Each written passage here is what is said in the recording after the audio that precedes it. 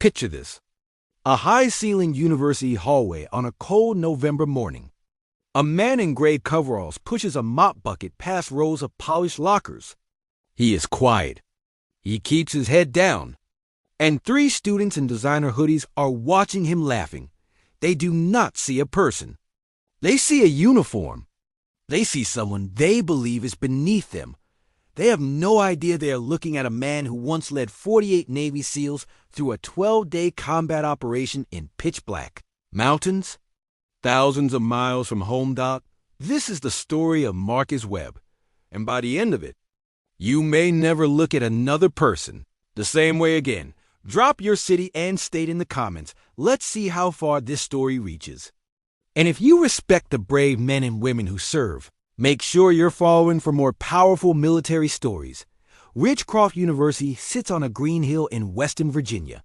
It has an excellent engineering program, a brand new athletic center, and a reputation for producing people who go on to do important things. Marcus Webb had worked in its facilities department for 8 months. He was 51 years old. His hair was going silver at the temples. His hands were large and rough. He showed up at 6 in the morning, did his work without complaint, and clocked out at 3. Most people barely noticed him. The ones who did notice him were not always kind about it. Tyler Beaumont was a third-year finance student from Connecticut. His father sat on the university's board of donors. Tyler had a way of talking that made every sentence sound like a verdict, as if his opinion were simply the final word on any matter. One Tuesday morning, Tyler and 2 friends rounded the corner near the east wing stairwell. Marcus was mopping the floor. A yellow caution sign stood in the middle of the hallway. "Tyler, can you move that thing? Some of us are actually trying to get somewhere." Marcus looked up. His expression was calm, measured. He moved the sign and stepped aside without a word. Tyler's friend. Must be nice. Show up, push a mop around, go home. Easy life. Laughter. The 3 of them walked on. Marcus watched them go. Then he picked up the mop and kept working. What none of those students knew was what Marcus had carried for the past 30 years. He had enlisted in the Navy at 21. He completed Bud Best training on his 2nd attempt, which he would tell you was the harder and more important attempt. He served in 3 combat deployments. He rose through the ranks with a steadiness that his commanding officers described in performance reviews as almost uncommon. By his mid-40s, he was a commander. He led a specialized unit. He trained men to stay calm when everything around him was falling apart. He made decisions in seconds that other people might never have to make in a lifetime. He also buried 2 of his team members. He sat with grieving families. He wrote letters he never wanted to write.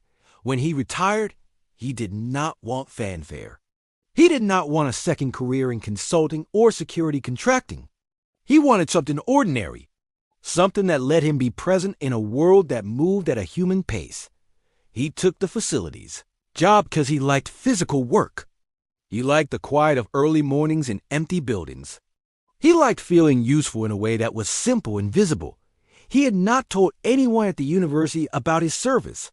He did not see why he should. It happened on a Thursday afternoon in early February. A freshman named Danny Reyes had been sitting in the East Wing study lounge since before noon.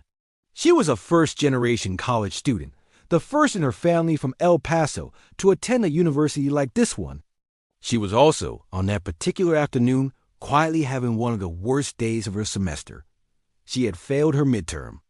She had called her mother and cried. She was now sitting in a chair by the window, staring at a textbook she could not focus on, wondering if she belonged here at all. Marcus came in to clean. He noticed her immediately, the way he noticed most things, because that was how he'd been trained. He could read a room the way some people read a page. He kept his distance at first.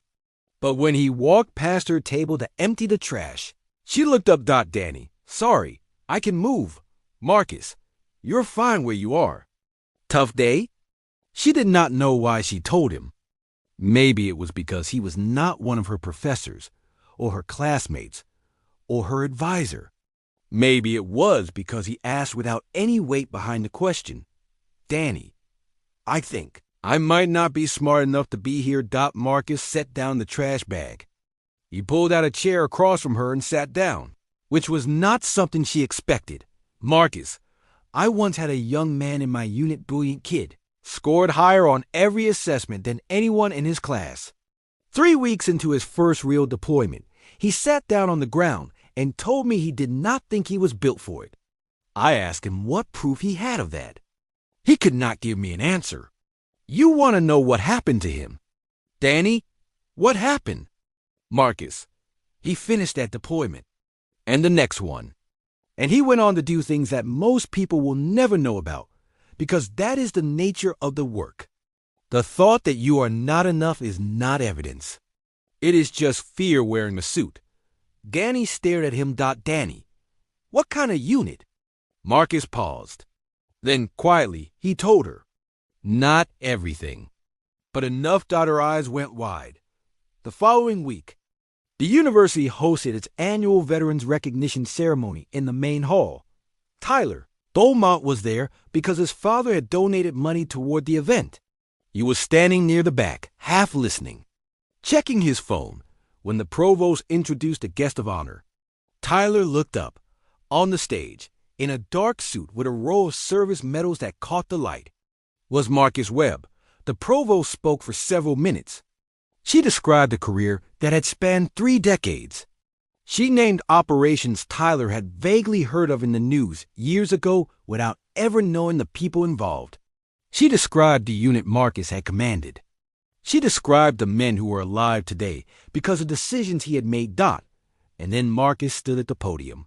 He did not speak about any of that. He spoke about a freshman named Danny Reyes, who had been sitting alone in a study lounge 2 weeks ago, wondering if she belonged. He did not use her name without her permission, which she had given him. He said that the most important thing he had learned in 30 years of service was not tactics or leadership frameworks. It was how to see the person in front of you. Marcus, every person in this building is carrying something you cannot see. The student at the desk, the person mopping the floor, the one who looks like they have everything figured out, and the one who looks like they are about to fall apart. The practice of looking more carefully, that is not a soft skill. That is the foundation of every hard thing worth doing. Tyler Beaumont stood very still. He thought about a yellow caution sign in a hallway. He thought about the things he had said. He thought about how certain he had been, in that moment, that he already knew everything worth knowing about the man with the mop. After the ceremony, Tyler waited until most people had left. He found Marcus near the exit. Tyler, I owe you an apology. I said something to you in the hallway a few weeks ago. I was rude. I did not know who you were. Marcus looked at him steadily. Marcus, that is exactly the point, son. You should not have to know who I am for basic decency to apply. Tyler nodded. He did not have an argument for that, because there was none. Danny Reyes passed her next exam. She went on to finish her degree and eventually returned to Ridgecroft as a guest lecturer in engineering. She keeps a note in her desk that she wrote down after that afternoon in the study lounge. It says, the thought that you are not enough is not evidence. It is just fear wearing a suit. Marcus Webb worked at Ridgecroft for 3 more years before retiring again, properly this time. On his last day, there were 40 people in the break room waiting for him, including students, faculty, and one administrator who had never set foot in the facilities wing before. He shook every hand. He remembered every name. We live in a world that is very good at sorting people by what is visible. A title, a uniform, a zip code, a job description. We make fast judgments because fast judgments feel efficient. And most of the time, we never find out what we miss. Marcus Webb was not asking to be recognized for his service. He was asking, without saying a word, for the thing every human being is asking for in every ordinary moment, to be treated as a person first. That is not a complicated ask. It does not require any special knowledge or any grand gesture. It just requires us to slow down long enough to notice that there is a whole life standing in front of us in every hallway, at every counter, in every room we walk into and take for granted. The question Marcus leaves behind is not about him. It is about us. Who are we walking past? What are we missing? And what kind of people do we choose to be when no one tells us we have to be better? If this story moved you, if it made you pause for even a moment, that is what this channel is for. Drop a comment below and tell me about a time someone surprised you with their story, or a time you judged too quickly and learned something from it. Those conversations matter here. If you are new to Soul Relief Stories, welcome. We are building something genuine here, one story at a time. Hit subscribe so you do not miss the next one.